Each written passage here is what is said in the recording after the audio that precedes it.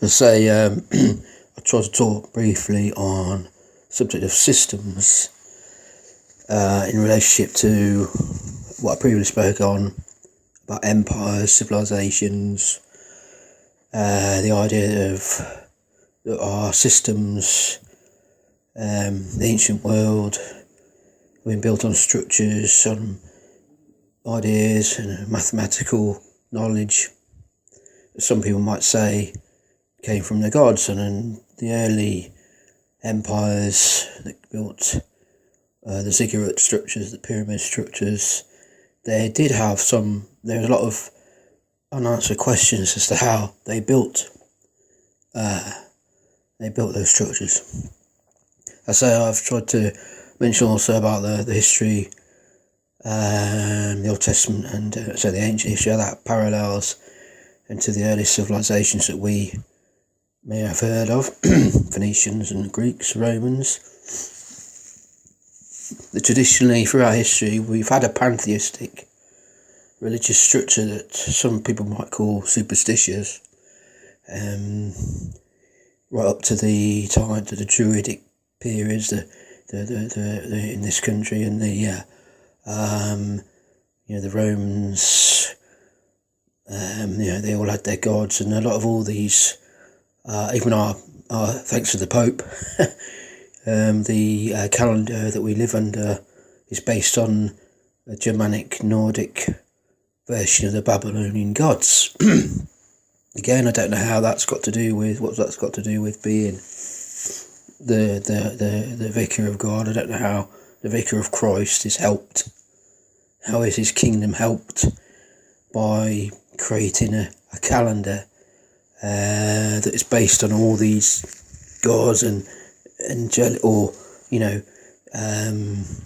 symbols and signs of astrology, etc., that come from Babylon, which clearly God wasn't a fan of Babylon. Like, he wasn't a fan of Nimrod. So the Nimrod, which is actually partly celebrated within the Christmas tradition, with, for example, the Yule log. The Yule log is something. The log, again, there's this mystery about the mystical thing about the worship of the worship of the earth and trees. Trees, I mean, a symbol of worship.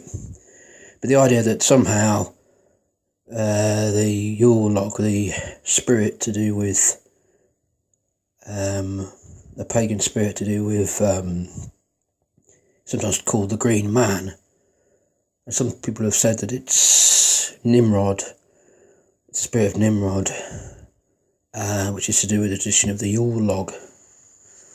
So again, you see, there's all these pagan, strange, mythical tales thrown in, intermixed with what's called Christianity, which is all the faith.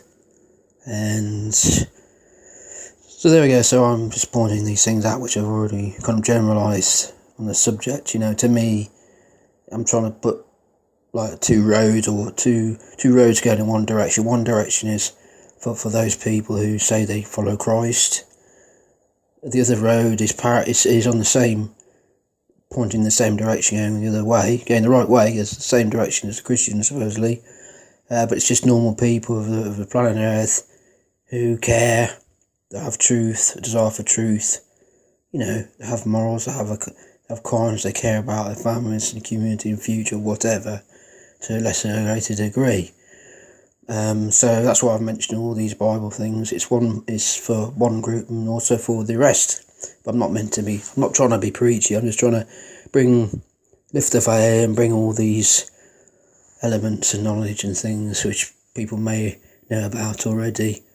If you're a truther, an avid truther, you'd be watching YouTube or whatever and reading, and probably maybe even have your own website saying similar stuff, because it's all, the unravelling is happening, the awakening is happening. So the knowledge is increasing, and it says that in the scriptures, in the book of Daniel, it says that knowledge will go to and fro, and knowledge will increase. Now, whether that's to do with the knowledge that we're talking about, it might mean the advancement of man's knowledge, of himself and like technology. But who knows? So I just briefly mentioned that, and I said about systems. But traditionally, as I say, all these empires that were influenced by some spiritual force other than God, which maybe employed, that gave knowledge, supposedly, how to create, how to have farming and how to build and whatever. There was a price to pay, and it was all, and those systems, those religions, like Egypt, for example, it all centered around the worship of the pharaoh and therefore, and also the gods. And there was the pharaonic, the physical representation in the body, i.e. Pharaoh, who was a man with his lineage, which is continued today with the rulers today and the rules, and have the similar attitude of seeing themselves as gods. And it's continued right the way through even through the traditional church. The idea of the kings being anointed, Westminster Abbey, the Queen being anointed. It's like a kingly thing, a queenly queen overall, and you look at the coins. You see, these people, we might say conspiracy theorists. We don't believe what you're saying, but the people who rule clearly do.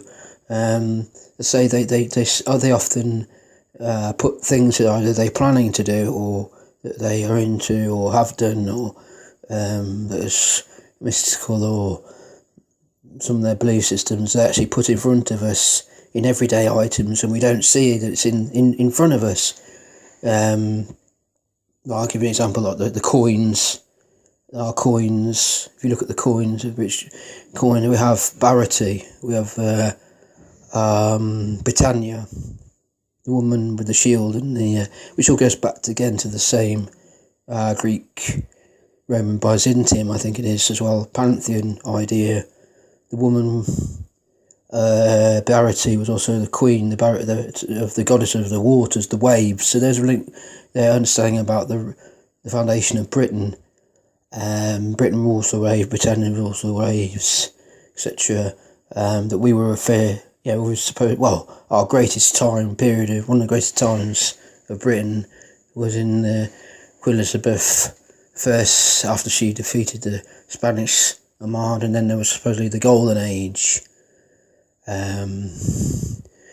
So, the idea of the maritime history, traditionally there's been the idea of the knowledge of the power of the sea, the power of ships, British Navy, etc. But also there's the hidden trickster idea, the Mask of Zion idea again, which I've mentioned, which still being employed. The strategy, the card that's used, has been used.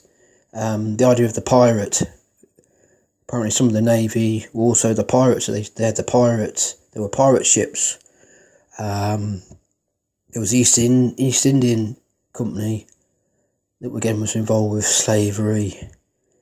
And they were pirates of a sort. And the idea of the Jolly Roger, the pirate flag, the symbol of death. And again, a lot of all these people who are deep in the Illuminati, they have the depths of the Golgotha skull, the skull of death. The idea of the Goth. It's to do with death. The name Gotha, our Queen's real name, her last name is Gotha. And I don't believe that's a coincidence, and the idea of Goth is to do with the tribes that actually, the warring pagan tribes that came up from the east, attacked the Romans with lots of other tribes as well. And some say that they were the tribes of Israel, the particular pagan ones, and they were into terrible sacrifices and things, and pagan medical practices, and they supposedly were, so I've read and I'm researching at the moment, they were some of the tribes, particularly maybe the tribe of Gad. So again, there was the greater migration after and the simulation and the captivity period of Azaria. So some people may say that they're the tribes of Israel, some of the tribes, and others say that all the tribes, those northern Germanic tribes, were tribes of Israel. I don't necessarily believe all that, but I'm still researching all that. That then made up and joined themselves to Rome, joined themselves to the papacy. So anyway, so I'm going to be covering later on in the book about these things, and hopefully talking about the tribes and getting right back to Turkey, the origin, where after where Mount Ararat and Noah came, and and the sons who came of Noah, the family of Noah, and how those tribes then become nations that we know today, and I have some degree of evidence to point to that fact. And the migrations in the early periods spoken of by the Assyrian kings, and also the Greeks, Herodotus, the Roman Caesars, people like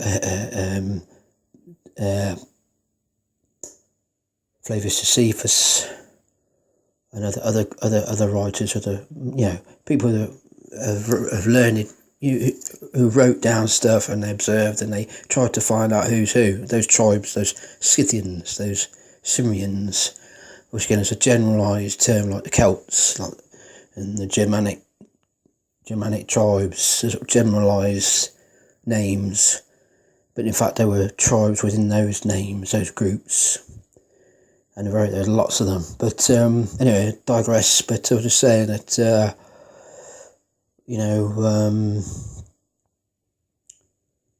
the systems I mentioned about, we have been, the empires that have been built have been related to the influence of what I would call fallen angels, or the pantheistic gods.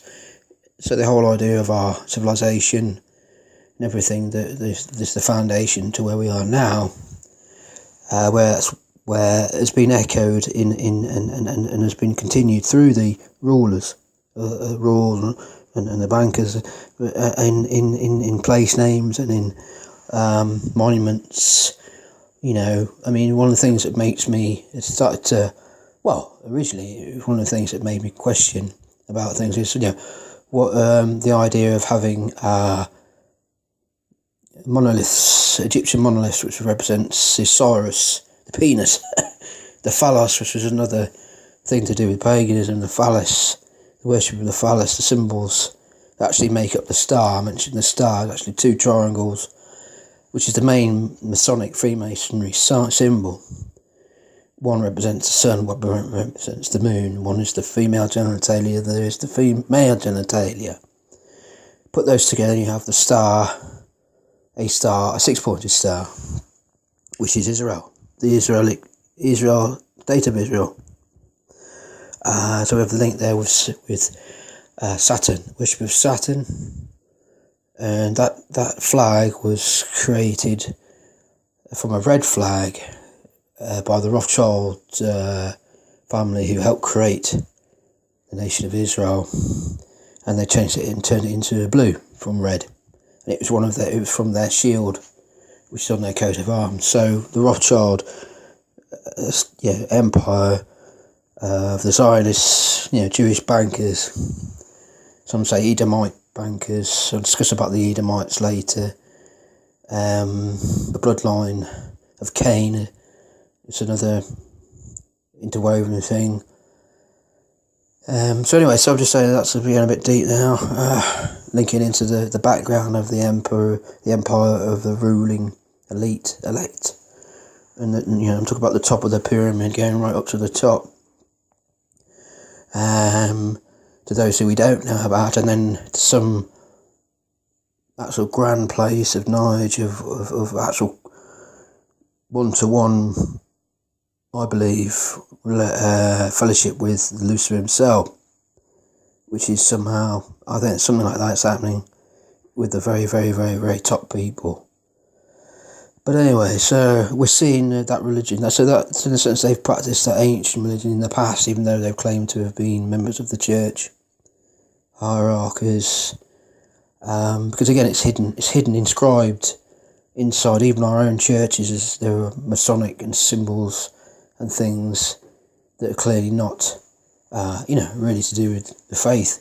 And obviously, we've mentioned that Christianity itself, anyway, was a mixture of paganism and biblical stuff, gospel stuff and whatever.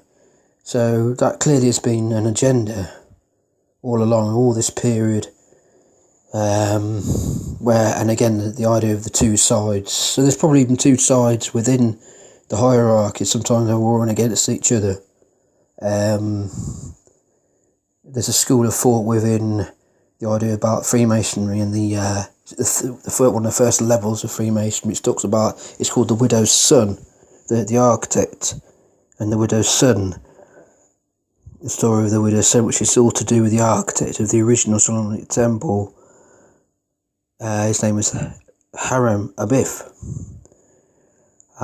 which apparently is to do with the ceremony they do.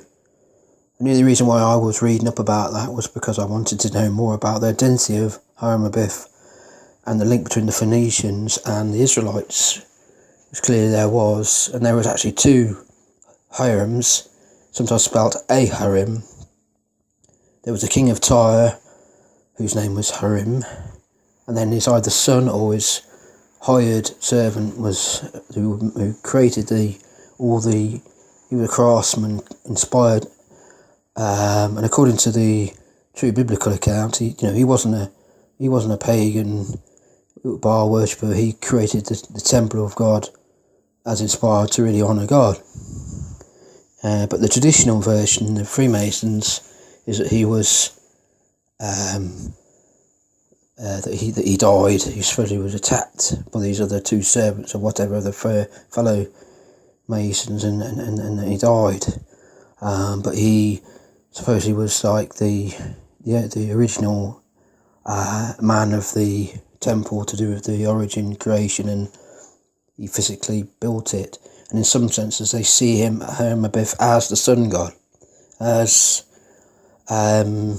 so there's something to do with that. So anyway, just a little bit there. That's the mystery. That's part of the mystery schools. That's the hidden knowledge. They've let a bit of that out of the bag, and it's online to watch. And I just because I'm doing research about the Edomites, the tribe of Dan, the Israelites, and the Phoenicians, and the Tyre, the king of Tyre, and all that. I'm trying to build up some links to do with that, which I've nearly completed.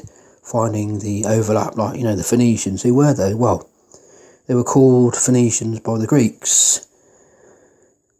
Phoenician means red, purple. It's something to do with the linen that was painted, that they used to dye purple and red.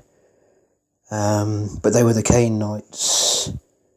And interesting enough, the Esau's name, or one of the early kings sons of Esau, that became king of the Edomites, and also was a king of Tyrus, which was one of the capital ports of the Phoenicians, which is actually where we've talked about, where Solomon went and had a meeting with the king of Tyre, not necessarily Hiram Abiff, the architect.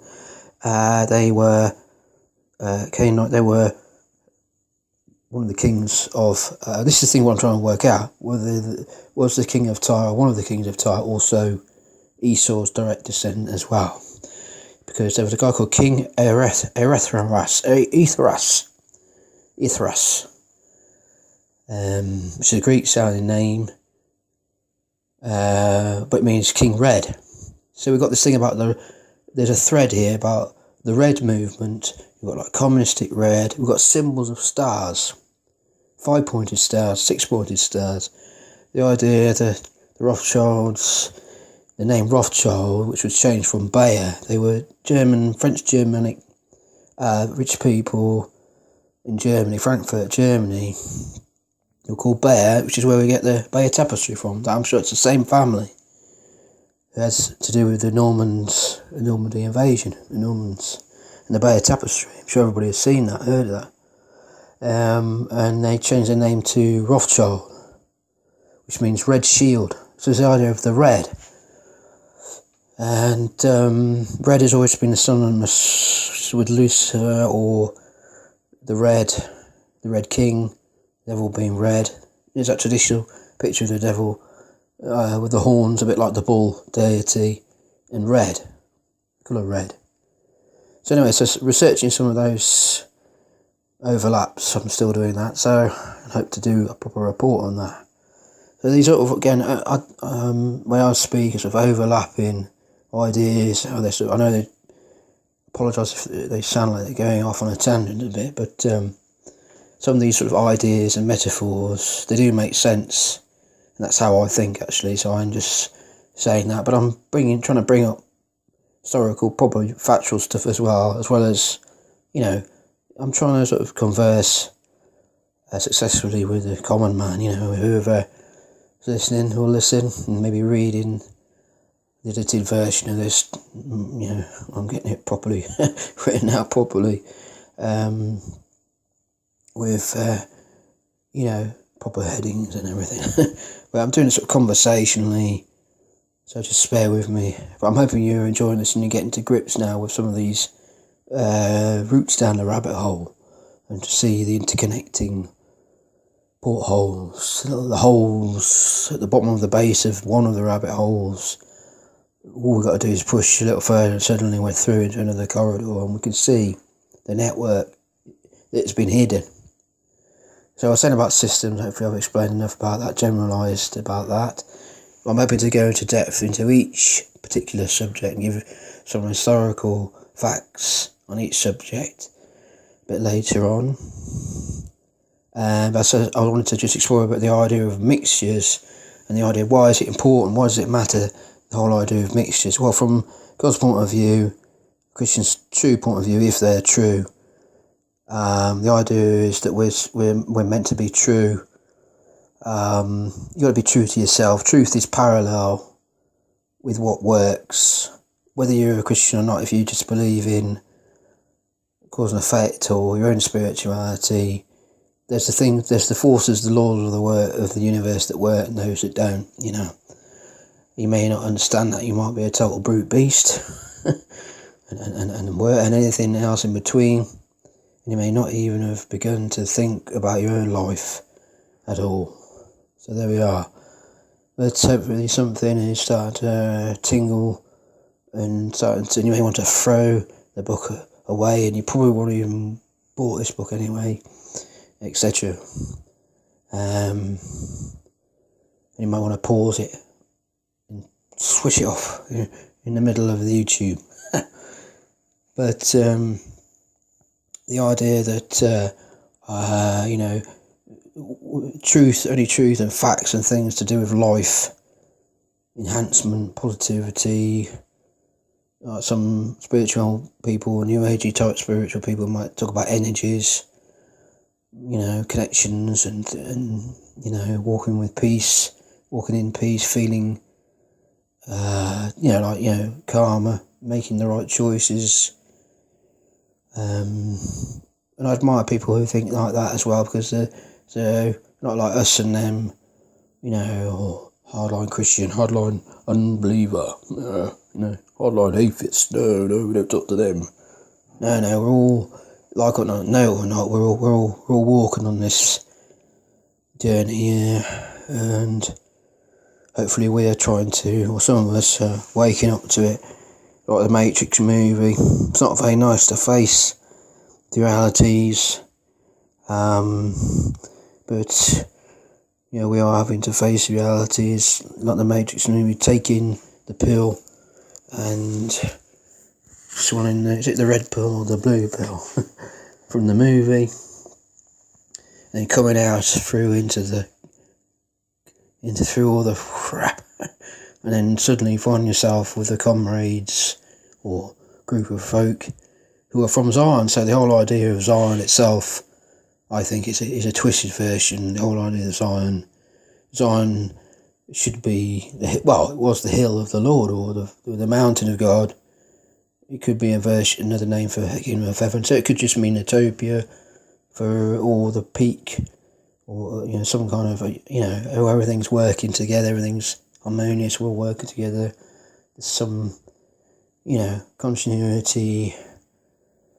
So the idea of Zion again, when they say the Zionists, which is again going to go into that, the Zionists are the people, the political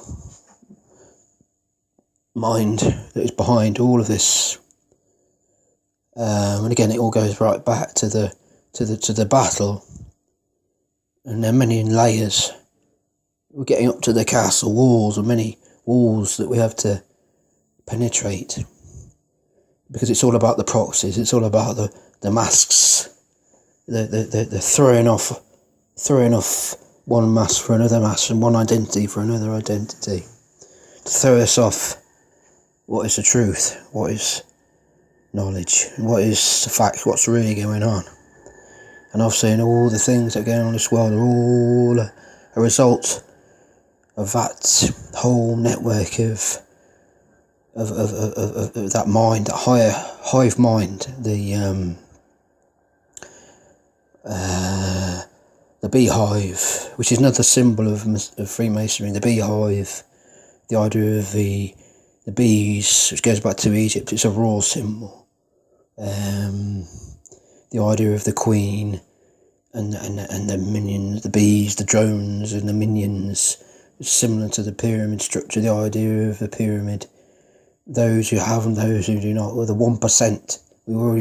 Surely we must know by now, the 1%, that the middle classes aren't safe. Middle classes are under attack. There's the 1% at the top who have 90% of the wealth or more, is in America, as in across the world. And if we think that things are going to get better, we're kidding ourselves.